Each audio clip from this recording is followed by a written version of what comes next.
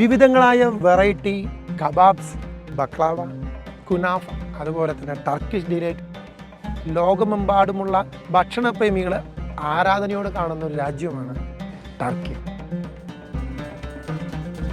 നിങ്ങളുടെ ചില പിക്ചറുകളിൽ അനവധി ബലൂണുകൾ ആകാശത്തൂടെ പറന്നു നടക്കുന്നത് നമുക്ക് കാണാൻ സാധിക്കും.